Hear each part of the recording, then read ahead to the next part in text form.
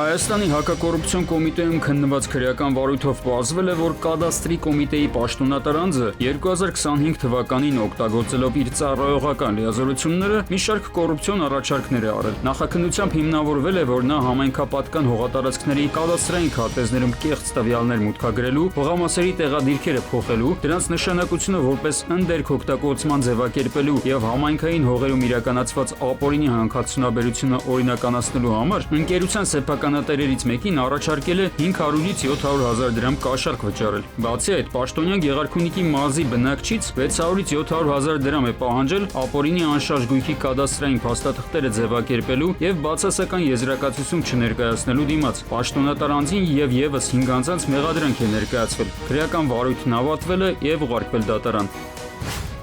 Երևանի քաղաքապետարանից այսօր իրազեկել են, որ մայրաքաղաքի փողոցներում եւ բակերում չստելջացված թափառող շներ կամ անկած կենդանիներ հանդիպելու դեպքում անհրաժեշտ է դիմել կենդանիների խնամքի կենտրոն կազմակերպությանը։ Անհրաժեշտ է զանգահարել 105 հեռախոսահամարով կամ գրել կազմակերպության Facebook-յան եւ Instagram-յան էջերին։ Հնարավոր է նաեւ գրանցել ահազանգը ակտիվ քաղաքացի հարթակի միջոցով։ Ահազանգները ներկայացնելիս պետք է նշել հասցեն եւ տրամադրել հեռախոսահամար։ Ռոմի Պապ Լևոն 14-րդը նամակ է եղել Պոլսի հայոց պատրիարք Սահակ արքեպիսկոպոս Մաշալյանին, որում շնորհակալություն է հայտնել Ստամբուլ այցի ընթացքում Սուրբ Աստվածածին եկեղեցում ջերմ ընդունելության համար։ Նման պահերը նպաստում են մեր երկու եկեղեցիների միջև եղբայրական կապերի ամրապնդմանն ու խորացմանը, նշված է նամակում, որը հրապարակել է Պոլսի հայոց պատրիարքարանը։ Ռոմի Պապը հույս է հայտնել, որ Պոլսո հայոց պատրիարքի հետ հետագայում էլ կունենան հանդիպումներ։ Վստահեցնում եմ, որ ձեզ հիշում եմ իմ աղոթքներում, խոնարհաբար խնդրում եմ, որ դուք էլ ինձ հիշեք ձեր աղոթքներում։ Աստվածամայրը իր որդու գահի առջև թող բարեխոսի մեզ համար, գրել է Պանտիֆիկոսը։